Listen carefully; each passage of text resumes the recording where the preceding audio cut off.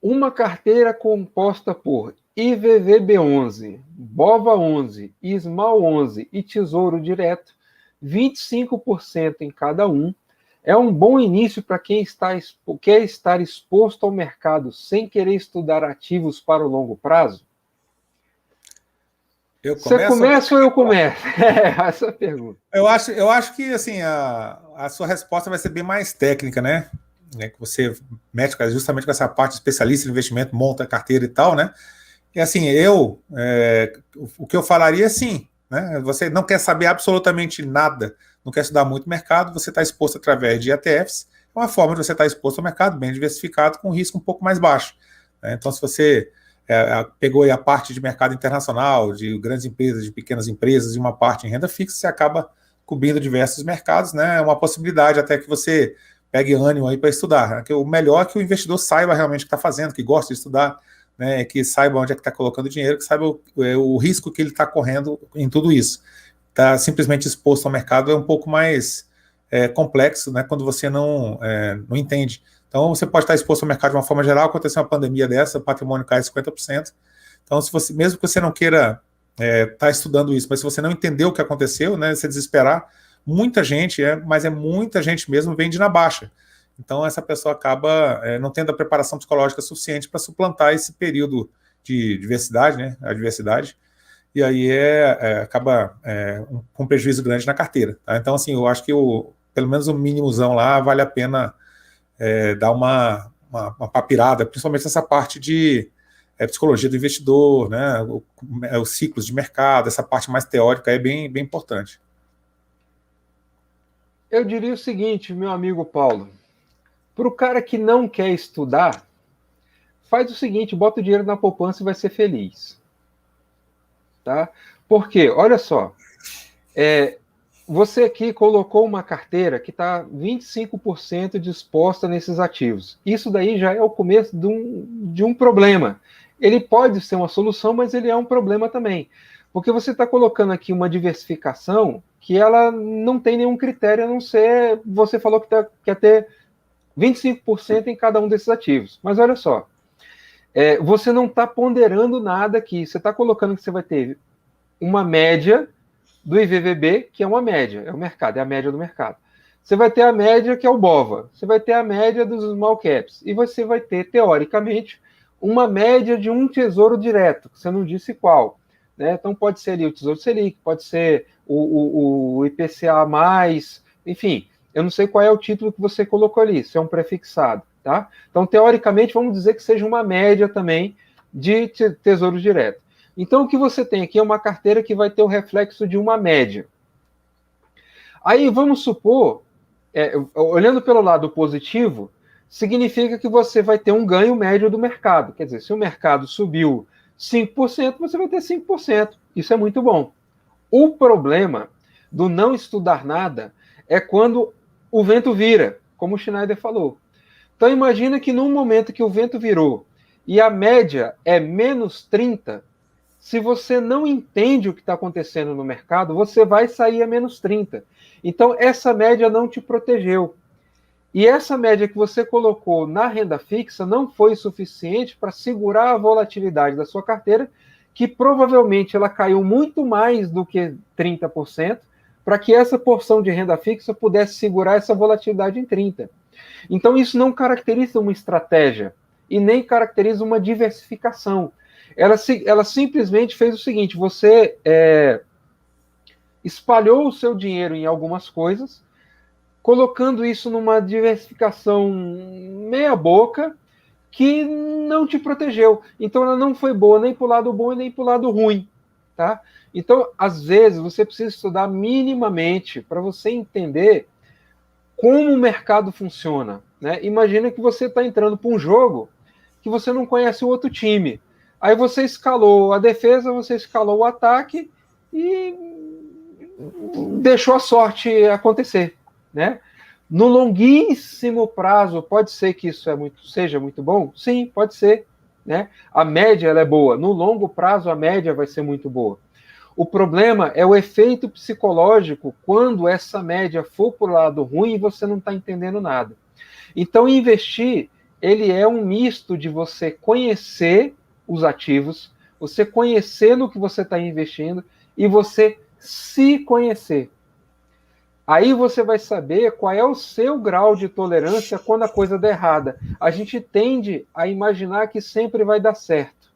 Mas se você pegar essa mesma carteira que você fez e colocasse na época do Coronga, lá em março, experimenta fazer uma simulação e veja o quanto uma carteira teria caído nessa configuração que você colocou e se um investidor que não sabe nada teria segurado a onda, né?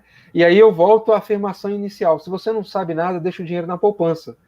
Porque o cara que tinha dinheiro na poupança, no dia que deu o Coronga, com 72, como é que é? Circuit break, não sei o quê, todo mundo arrancando os cabelos aqui na bolsa, ele estava tranquilo. Ele ganhou mais do que o cara que estava 100% em bolsa naquele dia. Agora, o cara que era esperto, que estava em bolsa, ou que executou alguma estratégia e comprou a bolsa lá nos 60 mil pontos, ele agora tem um desempenho muito melhor a 130, né? Então, entender o jogo do mercado, entender o momento de mercado, entender o ciclo de mercado minimamente é função do investidor. Então, se você não quer fazer, ou se você não está disposto a fazer, qual é a melhor coisa que você pode fazer? Contrata um gestor profissional. Então, tem um monte de cara que está aí como gestor de carteira. Aliás, é uma profissão que está no mercado agora, uma profissão nova, regulamentada pela Anbima, regulamentada aí pela CVM. O cara vai lá, faz uma prova, você entrega a chave do cofre e fala assim, ó, se vira, eu quero que você resolva o meu problema. Eu não tenho dinheiro para contratar um gestor de carteira. Cara, contrata um consultor de valores imobiliários para montar uma carteira para você e vai ser feliz, vai ganhar dinheiro. Não, eu não quero fazer isso. Segue uma recomendação de carteira de um analista de valores imobiliários que faz uma carteira recomendada. Tá vendo que tem uma gradação, né, de você ir delegando para a pessoa? Daqui para frente, você agora tem que interagir com o cara, né? Ou ele está me dando uma sugestão, eu aceito ou não aceito. Pega teu dinheiro e coloca num fundo de previdência. Vai lá e contrata uma carteira previdenciária em que o cara tem uma estratégia e você só vai fazer no aporte, mas você confia na estratégia dele, porque minimamente ele tem que entender o que está acontecendo. Imagina agora, ó, a gente está num momento que é um baita de um momento de topo histórico da Bolsa, 130 mil pontos. Lá nos Estados Unidos, topo histórico de S&P. A simetria de risco para você entrar hoje, ela é muito mais desfavorável para você do que quando a Bolsa estava lá em 60 mil pontos na Bacia das Almas, que ninguém queria. Agora está todo mundo querendo entrar em Bolsa. Só que agora é a hora que todo mundo que entrou lá atrás está surfando a onda. E ela já está chegando na arrebentação, já passou a arrebentação, está na espuminha, o pessoal já está começando agora a sair da onda, entrar novamente no mar, esperando um outro momento para surfar a próxima onda. E aí tem uma porção de gente que, não sei se já foi para a praia, o pessoal que mora no litoral aí sabe, fica aqueles caras ali na beirinha, tentando pegar aquele restinho do jacaré, né? Fumar a última guimba de cigarro ali dessa onda que andou. Esse cara tem um risco muito maior do que o cara que entrou lá atrás, né? Para ter todo o momento de crescimento. Então, a carteira que você colocou, ela tem uma configuração que no longuíssimo prazo ele pode dar certo, porque você está atendendo a média. O problema dela é a pecinha que está no meio, que é o ser humano, que não vai ter condições psicológicas de ver o seu patrimônio cair de uma vez só e, por não ter conhecimento, ter uma estratégia de saída. Beleza? Desculpa a resposta mais longa, mas é porque é uma pergunta que parece que é simples, né?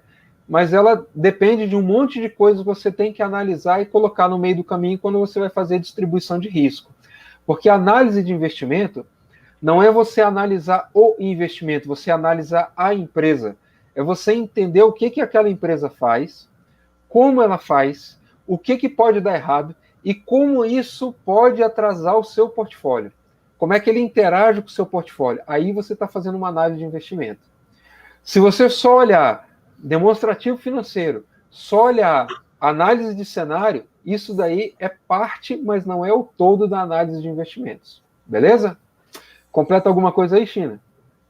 Não, acho perfeito, não. Eu estava até pensando, né, quando você estava falando, eu vi algumas perguntas aqui que o pessoal estava fazendo, né? Principalmente essa questão de risco, né, quando você não conhece alguma coisa, né? Então, lá no iniciozinho, lá, sei lá, em 1995, 96, a gente teve taxa de juro muito alta, logo depois do Plano Real. Então, a gente teve, sei lá, 40, 50, 30% de taxa anual, né, de juros. Mas aí você tem que olhar a parte real, né? Digamos que a inflação ali estava dando 12, 15, né?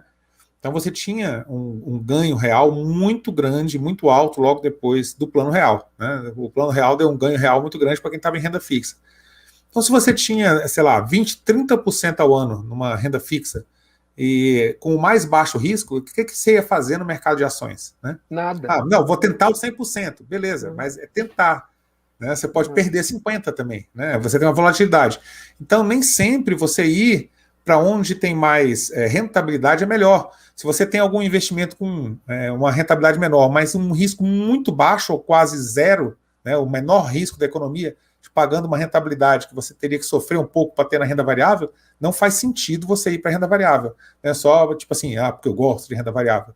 Então, esse tipo de coisa assim é bem interessante. Então, quando você fala assim, quero ter 25% de tal em renda fixa, porque eu quero estar exposto ao mercado, né? Então, você tem que acreditar muito nisso, né? Que vale muito a pena essa questão desse retorno. Entender essa questão do risco, e quando você não conhece um determinado investimento, o risco ele é bem maior. E existem instrumentos, né? O Tesouro IPCA, com rendimento de 4 e qualquer coisa por cento, livre, né, de inflação, né, acima da inflação, e com o mais baixo risco de mercado. Então, começa a fazer mais sentido para você alguma coisa nesse sentido. Né? Então, eu concordo assim, com o Elon. Né? Pode nem ser que seja poupança, mas um Tesouro IPCA, alguma coisa, que vai ter uma volatilidade muito grande, mas se você for tirar o dinheiro só no vencimento, ele vai te dar um retorno apropriado para o risco que você está correndo, né? Que é o risco, um dos riscos mais baixos do mercado. Existem 1000 maneiras de fazer Neston.